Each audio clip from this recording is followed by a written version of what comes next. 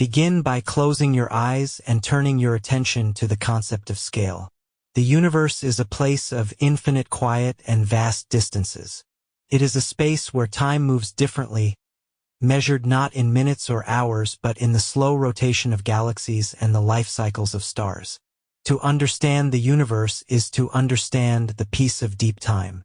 Let us start with where we are right now. We are drifting through space on a sphere of rock and water. This planet spins on its axis at a speed that seems fast if you were standing still, yet it is perfectly smooth. The Earth rotates at roughly 1,000 miles per hour at the equator. This rotation gives us the rhythm of day and night, the cycle of wakefulness and rest. It is a constant motion that has continued for over 4 billion years. As the Earth spins, it also travels. We are moving around the Sun in a wide, elliptical orbit. This journey takes 1 year to complete. We are traveling through the emptiness of space at 67,000 miles per hour. Despite this immense speed, we feel nothing. We are held safely by gravity, a force that is invisible yet binds the universe together. Gravity is the anchor, keeps our feet on the ground and the moon in the sky. Consider the moon. It is our closest neighbor in the cosmos. It is a silent world, devoid of air and wind. The footprints left by astronauts decades ago remain perfectly preserved in the gray dust, undisturbed by any breeze. The moon is 238,855 miles away from us. Light, which is the fastest thing in the universe, takes about 1.3 seconds to travel from the moon to our eyes. When you look at the moon, you are seeing it as it was 1 second ago. The moon does not produce its own light. It is a giant mirror of rock, reflecting the light of the sun. It is tidally locked to Earth, which means it rotates on its axis at the exact same speed that it orbits our planet. Because of this synchronization, we only ever see one face of the moon. The far side remains forever turned away from us, facing the deep black void of outer space. Move further out now, toward the center of our neighborhood. The sun is a star. It is a nearly perfect sphere of hot plasma. It is massive beyond comprehension. You could fit 1 million Earths inside the sun. It accounts for 99.8% of the total mass of our entire solar system.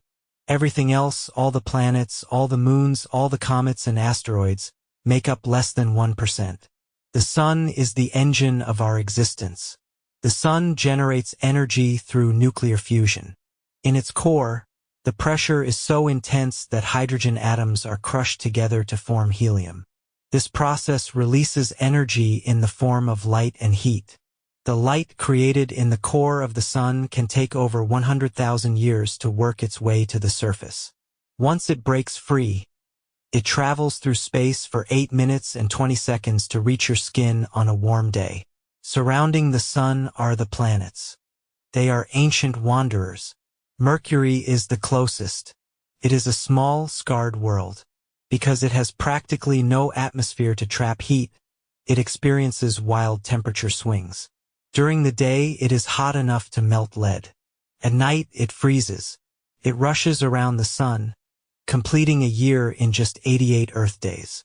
Next is Venus. It is often called Earth's twin because it is similar in size. But it is a silent, heavy place. It is covered in thick clouds of sulfuric acid that trap heat, making it the hottest planet in the solar system. The air pressure on the surface of Venus is 90 times greater than on Earth. It would feel like being a kilometer deep under the ocean. Venus spins backward compared to most other planets. On Venus, the sun rises in the west and sets in the east. Its rotation is so slow that a single day on Venus lasts longer than a year on Venus. Then there is Earth, our blue oasis. Following Earth is Mars. Mars is the red planet, colored by iron oxide, or rust, in its soil. It is a cold desert world. It has the largest volcano in the solar system, Olympus Mons. This volcano is 3 times the height of Mount Everest. Mars also has a canyon system called Valles Marineris, which runs along the equator. If placed on Earth, this canyon would stretch from New York to California. Mars is quiet now, but billions of years ago, it had liquid water flowing across its surface. Beyond Mars lies the asteroid belt. This is a vast ring of rock and metal debris. There are millions of asteroids here, remnants from the early formation of the solar system. Despite what you might see in movies, the asteroids are very far apart. If you stood on an asteroid, you likely would not be able to see your neighbor without a telescope. It is a lonely, spacious region. The largest object here is Ceres, a dwarf planet. It is a spherical rock composed of rock and ice, silently orbiting in the darkness between Mars and Jupiter. We now cross the frost line into the realm of the giants. Jupiter is the king of planets. It is a gas giant, composed mostly of hydrogen and helium. It is massive enough to hold more than 1,300 Earths. Jupiter acts as a shield for the inner planets, using its immense gravity to pull in comets and asteroids that might otherwise threaten Earth. Jupiter has no solid surface. If you were to descend into it, you would simply sink through thicker and thicker clouds until the pressure crushed you. It is home to the Great Red Spot, a storm that has been raging for hundreds of years. This storm is wider than the entire planet Earth. Jupiter has dozens of moons. One of them, Europa, is covered in ice and may have a liquid ocean beneath its surface, containing twice as much water as all of Earth's oceans combined. Saturn is the jewel of the solar system. It is famous for its rings. These rings are made of countless particles of ice and rock, ranging in size from tiny grains of dust to chunks as big as a house. The rings are incredibly wide but very thin. In some places, they are only 30 feet thick. Saturn is the least dense planet. If you could find a bathtub big enough, Saturn would float in water. It is a pale gold ball of gas, spinning so fast that it bulges at the equator. Further out, in the deep cold, are the ice giants. Uranus is a pale blue orb. It is unique because it rotates on its side, rolling around the sun like a ball rather than spinning like a top. This tilt means that for 42 years, one pole is bathed in continuous sunlight while the other lies in 42 years of total darkness. It is a sleepy, frozen world with winds that blow faster than sound.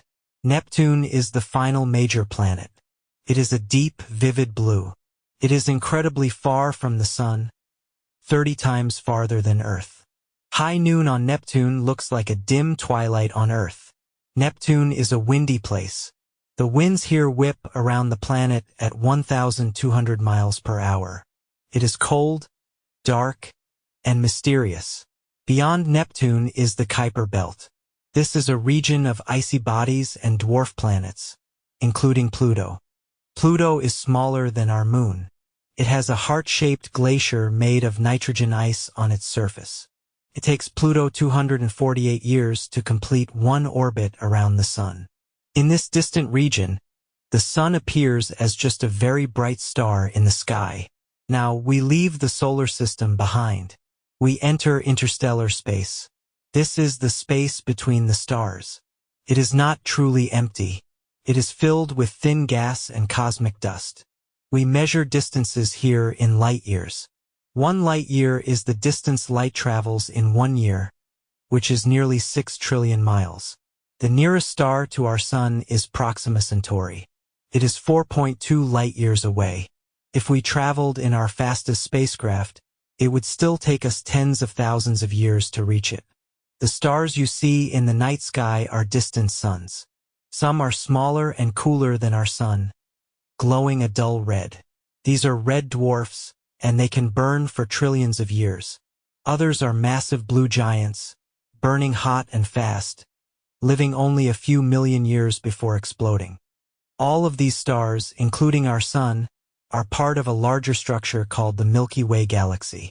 A galaxy is a massive city of stars, gas, and dust held together by gravity. The Milky Way is a spiral galaxy. It is shaped like a flat disk with spiral arms winding out from the center. It contains between 100 billion and 400 billion stars. Our solar system is located in one of these spiral arms, about halfway out from the center. We are in the suburbs of the galaxy. The entire galaxy is rotating. It takes our sun about 230 million years to complete one orbit around the center of the Milky Way. This period is sometimes called a galactic year. The last time the Earth was in this position in the galaxy, dinosaurs were just beginning to walk the planet. At the very center of the Milky Way lies a supermassive black hole. It is called Sagittarius A star. It has the mass of 4 million suns. A black hole is a region of space where gravity is so strong that nothing, not even light, can escape. It is a point of infinite density. Anything that crosses the boundary of the black hole, known as the event horizon, is lost forever to the rest of the universe. Around the black hole, stars whip around at incredible speeds, dancing on the edge of the abyss. But the Milky Way is just one galaxy. If we zoom out further, we see that galaxies tend to cluster together. We are part of the local group, a collection of over 50 galaxies. The largest member of our group is the Andromeda Galaxy. It is 2.5 million light-years away. It is larger than the Milky Way and contains 1 trillion stars. It is a beautiful spiral, glowing softly in the dark.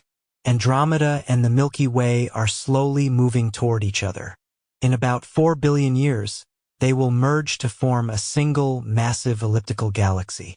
This will not be a violent collision, but a slow, graceful dance as the stars pass by one another, reshaping the night sky. Beyond our local group, there are other clusters. The Virgo cluster contains thousands of galaxies. These clusters are strung together like pearls on invisible threads of dark matter.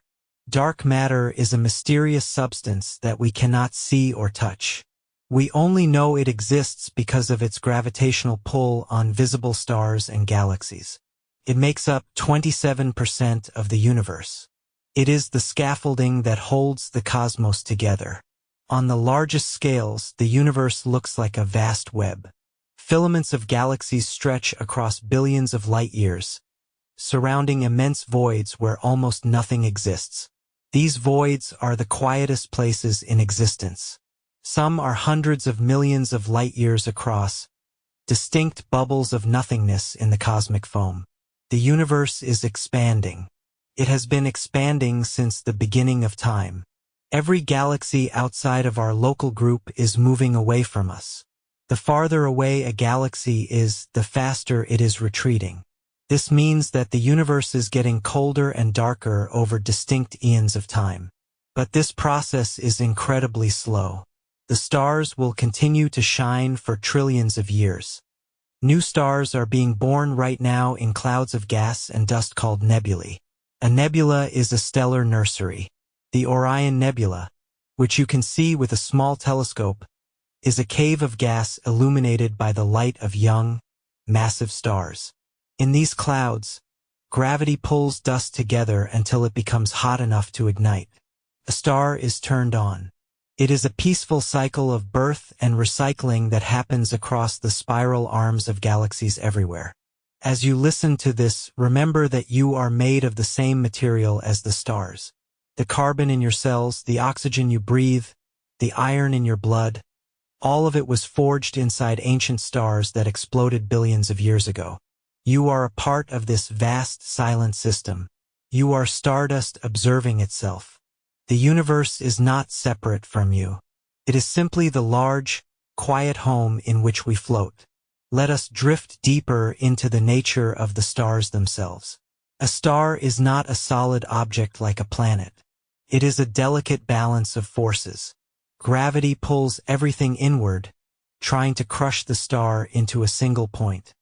Nuclear fusion pushes everything outward, trying to blow the star apart. For billions of years, these two forces are locked in a perfect stalemate. This balance is what keeps a star stable and shining. It is a silent tension that allows life to exist on planets orbiting nearby. Consider the lifespan of a star. It is measured in eons. Our sun is a middle-aged star. It has been shining for 4.6 billion years and will continue to shine for another 5 billion years. It is a yellow dwarf star. It burns its fuel slowly and steadily. But eventually the fuel will run out. When the hydrogen in the core is exhausted, the balance is broken. Gravity temporarily wins, compressing the core. This compression heats the star up, causing the outer layers to expand wildly. Our sun will one day swell into a red giant. It will grow so large that it will swallow Mercury and Venus. It will glow with a deep, cool red light.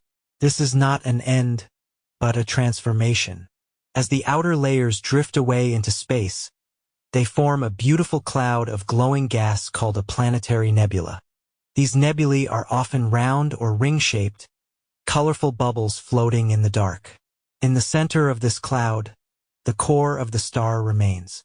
It becomes a white dwarf. A white dwarf is a small, incredibly dense object. It is about the size of Earth but contains the mass of the Sun. It is a retired star. It no longer produces energy through fusion. It simply sits in space, slowly cooling down over trillions of years. It is a cosmic ember, fading from white to yellow to red, and finally to black. This is the quiet fate of most stars in the universe. They do not explode. They simply fade into the night. However, for the most massive stars, the story is different. Stars that are 8 or 10 times heavier than our sun live fast and die young. They burn through their fuel with voracious intensity. They shine blue and hot. When they run out of fuel, their collapse is catastrophic. The core collapses in a fraction of a second, and the resulting shockwave tears the star apart. This is a supernova. For a few weeks, a single supernova can outshine an entire galaxy of billions of stars. This explosion is essential for us. The intense heat of the explosion creates heavy elements like gold, silver, and uranium. These elements are then scattered across the cosmos, mixing with gas clouds to form new solar systems. The iron in your blood came from the core of a dying star. The gold in a wedding ring was forged in the collision of stellar remnants. We are chemically connected to these ancient explosions. What remains after a massive star dies is truly strange. If the star was large, it leaves behind a neutron star. This is a city-sized sphere of neutrons. It is only about 12 miles across, but it is so dense that a single teaspoon of its material would weigh 1 billion tons. Neutron stars spin incredibly fast, sometimes hundreds of times per second. They send out beams of radio waves like a cosmic lighthouse. We call these pulsars. They are the precise clocks of the universe, ticking away in the darkness with perfect regularity. If the star was even larger, the collapse does not stop at a neutron star. Gravity becomes unstoppable. The core collapses down to a single point of infinite density. It punches a hole in the fabric of space-time. This creates a black hole. A black hole is not a vacuum cleaner. It does not suck things in randomly. It simply has very strong gravity. If our sun were replaced by a black hole of the same mass, Earth would continue to orbit it exactly as it does now. We would not be sucked in, although we would freeze in the darkness. Around a black hole is a boundary called the event horizon. This is the point of no return. Once you cross this line, you can never leave. Light cannot escape. Information cannot escape. Inside, the laws of physics as we know them break down. Time itself behaves differently near a black hole. Gravity bends time. The closer you get to the event horizon, the slower time moves relative to the outside world. If you could hover near a black hole for an hour, years might pass in the rest of the universe. It is a place where time stands still. Let us move away from these heavy objects and look at the spaces between them. The universe is mostly empty space. But even in the voids, there is something. There is the cosmic microwave background. This is the afterglow of the Big Bang. It is a faint radiation that fills the entire universe in every direction. It is the oldest light we can see, dating back to when the universe was just 380,000 years old. It is a snapshot of the infant universe, a uniform glow that has cooled over 13.8 billion years. If you tune an old television to a channel with no signal, a small percentage of that static is actually this ancient cosmic background radiation. You are watching the remnants of the beginning of time. The scale of the universe implies a profound loneliness, yet also a profound connection. Light takes time to travel. When you look at the stars, you are looking into the past. The farther out you look, the further back in time you see. We can see galaxies as they were billions of years ago. We are surrounded by history. The light from a distant galaxy might have started its journey before the Earth was even formed. It traveled through the silence of intergalactic space for eons, passing nothing, until it finally entered your eye or a telescope. That photon of light ends its billion-year journey on your retina. Consider the speed of light. It travels at 186,000 miles per second. It is fast, but the universe is so big that light seems slow. It takes light 100,000 years just to cross our own galaxy, the Milky Way. It takes 2.5 million years to reach us from Andromeda. If we could send a message to a civilization in Andromeda today, it would take 2.5 million years to arrive. If they replied immediately, it would take another 2.5 million years for the answer to return. A single conversation would take 5 million years. The universe forces us to be patient. There are structures in the universe larger than galaxies. There are superclusters. Our local group is part of the Virgo supercluster. This massive collection of galaxy groups stretches over 100 million light-years. But even the Virgo supercluster is just a small lobe of an even larger structure called Laniakea.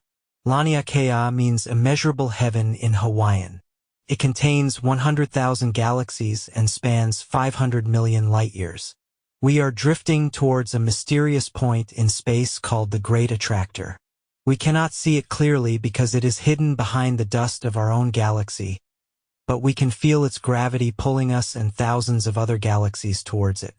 It is a gravitational valley in the landscape of the universe. Despite all this matter, the universe is dominated by dark energy. This is different from dark matter. Dark energy is a mysterious force that is pushing the universe apart. It acts like anti-gravity. It is causing the expansion of the universe to accelerate. The galaxies are not just drifting apart. They are rushing away from each other faster and faster. In the far distant future, billions of years from now, other galaxies may move so far away that their light can no longer reach us. The night sky will become dark and empty, save for the stars of our own galaxy. But that is a worry for a time far beyond human comprehension. For now, the universe is rich and bright. It is filled with nebulae of green and red, clusters of blue stars, and spiral galaxies of white and gold. It is a silent ballet of physics. Everything moves according to laws that are consistent and predictable. There is a great comfort in this order. The planets will keep orbiting. The stars will keep shining. Gravity will keep holding us down. Think of the atoms in your body. They are vibrating. At the atomic level, nothing ever truly touches. The electrons of the atoms in your skin repel the electrons of the chair you are sitting on. You are floating on a microscopic cushion of electromagnetic force. Even in the densest matter, there is empty space. If you removed the empty space from all the atoms in all the humans on Earth, the entire human race would fit into the volume of a sugar cube. We are mostly empty space, held together by invisible forces, just like the universe itself. As we drift through space, we are also drifting through the galaxy's disk. The solar system bobs up and down like a horse on a carousel as it orbits the galactic center. This vertical motion takes millions of years. We pass through denser regions of gas and dust, and then into clearer spaces. We are travelers on a great ship that never stops. The universe does not judge. It does not hurry. It simply exists. It is the ultimate expression of being. To sleep is to rejoin this natural state of quiet existence. When you close your eyes, you are mimicking the peace of the void. You are letting go of the small, fast movements of daily life and syncing with the slow, deep rotation of the cosmos. You are safe in this vastness. The Earth creates a magnetic field that protects us from the harsh radiation of the sun. This field is invisible, but it is there, a shield created by the churning of molten iron deep beneath your feet. We are protected by the planet itself. Let us return our focus to the heavy, silent giants that orbit in the outer territories of our sun's influence. We begin with Jupiter. To understand Jupiter, you must imagine a world without ground. There is no place to stand. It is a planet made entirely of clouds and gas. These clouds are arranged in thick bands of white, orange, brown, and red. They wrap around the planet, driven by winds that have blown for centuries. These bands move in opposite directions, sliding past one another in a constant, fluid motion. It is a mesmerizing pattern of flow, like cream stirring into coffee, but on the scale of 88,000 miles. Jupiter acts as a kind of solar system vacuum cleaner. Its gravity is so intense that it pulls in dust and rocks from space.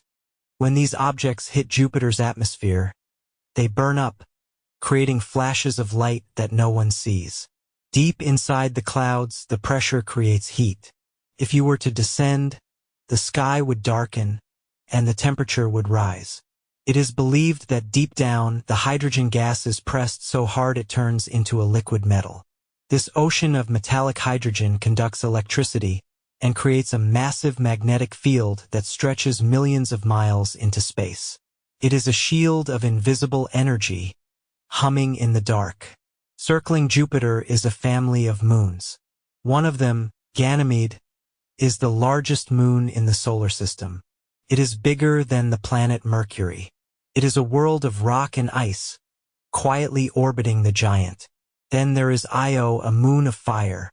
It is caught in a gravitational tug-of-war between Jupiter and the other moons. This pulling squeezes the moon, heating its interior and causing volcanoes to erupt constantly. Plumes of sulfur rise miles high and fall back as colorful snow. It is a violent process, but from a distance, it is just a small, colorful dot circling the striped giant. Move outward to the Lord of the Rings, Saturn. Up close, the rings are a symphony of ice. Imagine billions of ice shards, some as small as sand, others as large as mountains, all tumbling in orbit. They reflect the sunlight, creating the golden halo we see from Earth. Despite their chaotic appearance, the rings are incredibly orderly. They stay in a flat plane, guided by the gravity of small shepherd moons that weave in and out of the rings, keeping the particles in line. It is a delicate structure that has survived for millions of years. Saturn itself is a ball of helium and hydrogen, much like Jupiter, but calmer. Its winds are faster, but its clouds are more muted, a soft haze of gold and beige. Saturn has a moon named Titan, which is unlike any other place. Titan has an atmosphere thicker than Earth's. It is shrouded in orange smog. Underneath those clouds, there are lakes and seas, but they are not filled with water. They are filled with liquid methane and ethane. On Titan, it rains methane. The rain falls in slow motion because the gravity is low and the air is thick. It creates rivers that flow into dark, oily seas. It is a silent, cold version of Earth's water cycle, happening nearly 1 billion miles away. Further out are the ice giants Uranus and Neptune. They are called ice giants because they contain heavier elements than Jupiter and Saturn. They are slushy worlds of water, ammonia, and methane ices. Uranus is a pale cyan blue. It is a featureless sphere to the human eye, calm and still. Because it rolls on its side, its seasons are extreme.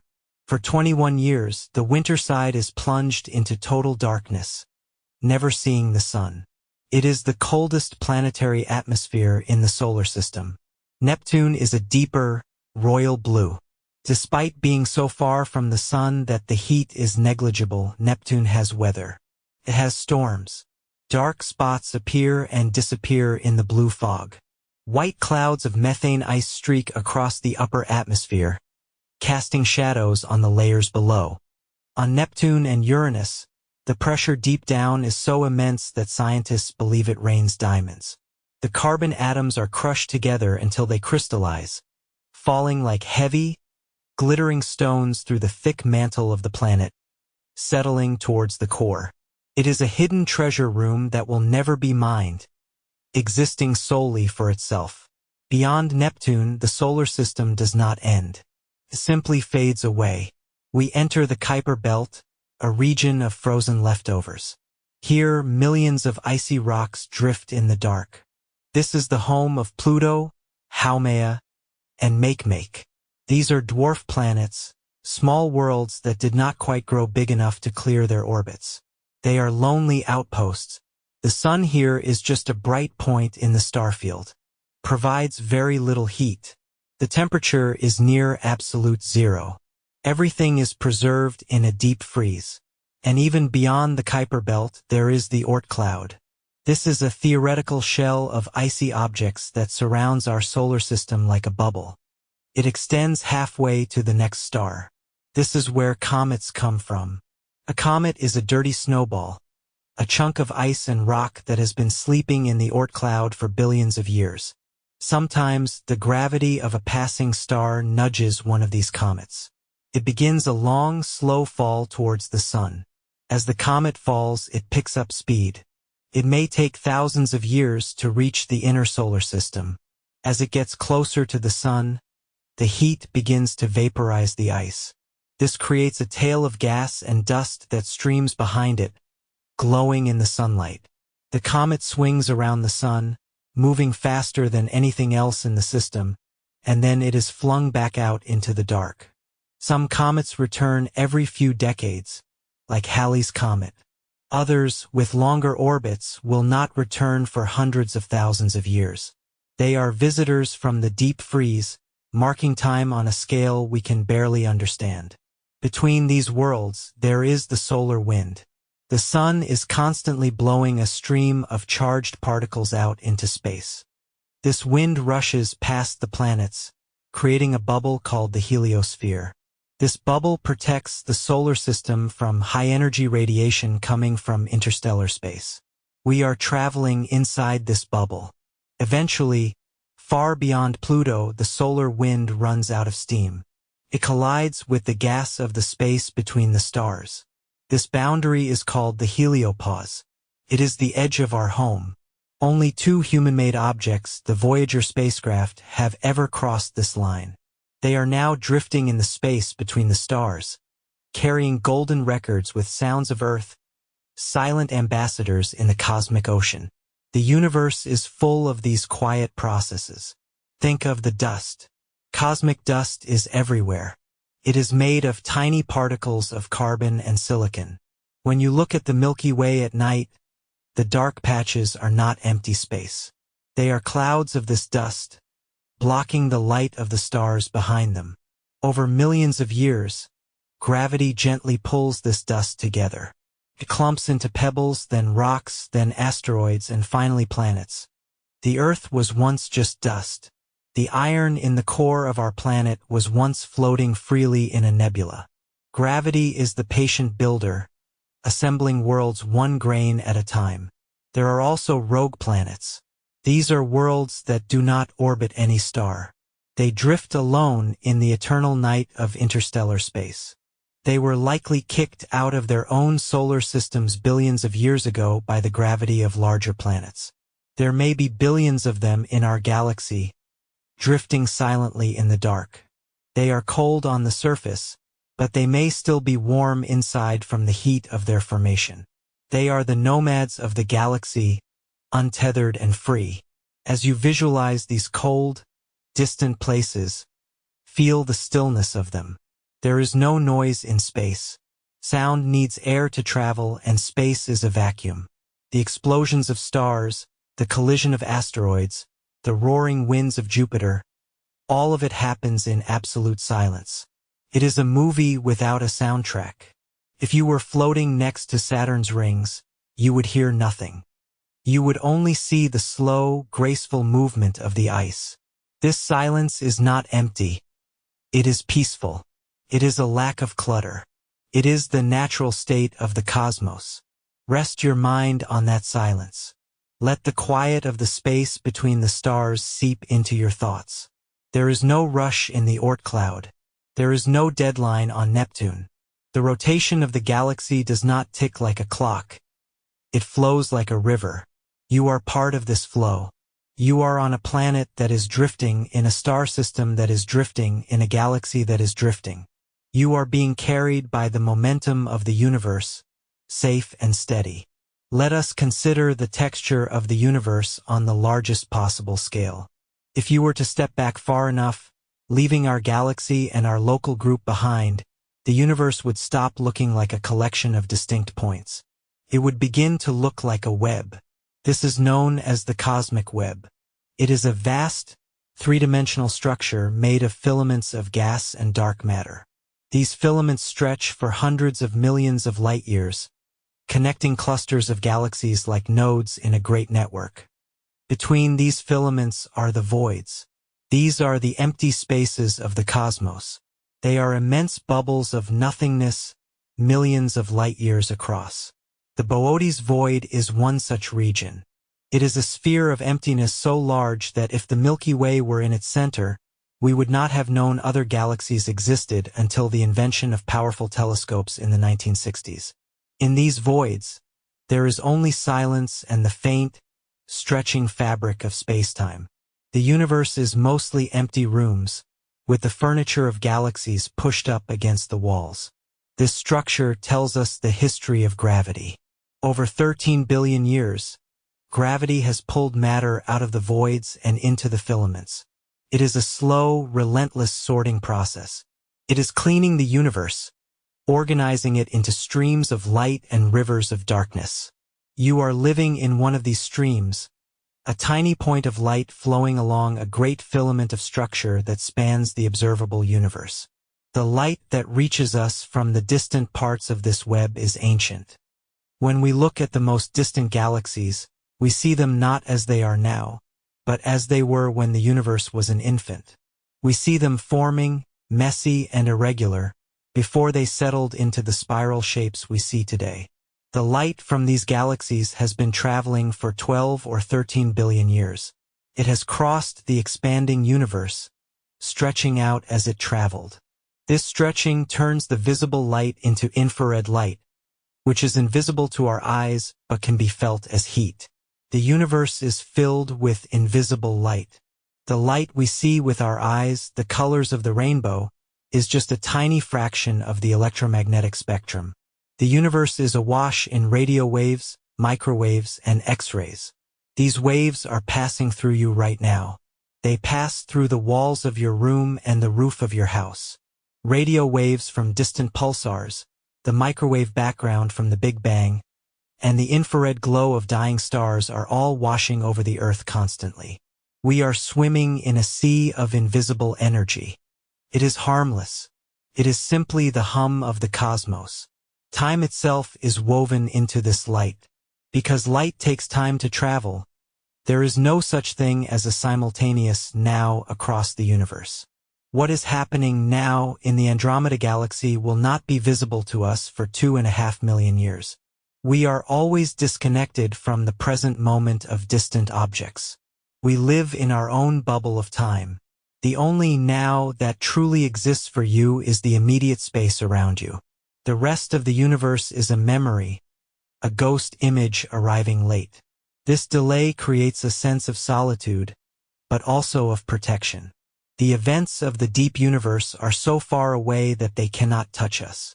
A supernova going off in a distant galaxy is a violent catastrophe there, but by the time the light reaches us, it is just a silent, twinkling dot in our sky. The distance dilutes the chaos.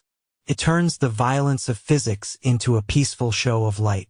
We are insulated by the vastness. Think about the concept of deep time. We worry about minutes and hours. The universe operates in eras. The stelliferous era is the current age, the age of stars. It is the time when galaxies are filled with burning suns. But this era is temporary. Eventually, in the incredibly distant future, star formation will cease. The universe will enter the degenerate era, where the only objects remaining will be the remnants of stars, white dwarfs, neutron stars, and black holes. Then, even those will fade, leaving only black holes in the black hole era. Finally, even the black holes will evaporate, leaving only a thin mist of particles in the dark era. This timeline is so long that our human history is not even a blink. It is a fraction of a breath. This realization is not meant to be frightening. It is meant to unburden you. The anxieties of the present moment are incredibly small against the backdrop of cosmic time.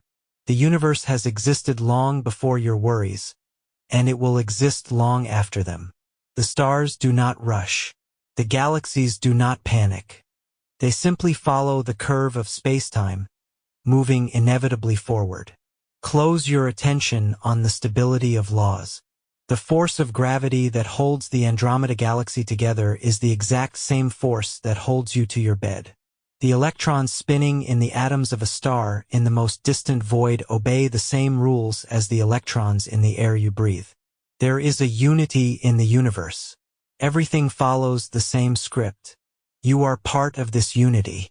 You are not an outsider looking in. You are a piece of the universe experiencing itself. As you lie there, you are traveling. The Earth is rotating, the Earth is orbiting the Sun is orbiting the Milky Way, and the Milky Way is drifting through the local group. You are moving at millions of miles per hour through the dark, yet you feel perfectly still. The ride is smooth. The universe carries you without effort. You can stop holding on. You can release your grip on the day. The momentum of the cosmos has you. Let the darkness of the room merge with the darkness of space. It is a soft velvet darkness, a blanket that wraps around the world. In this dark, there is rest. The photons of light have finished their journey. The atoms of your body are settling. The great, heavy machinery of the universe continues its silent work, allowing you to drift into the smaller, quieter world of sleep.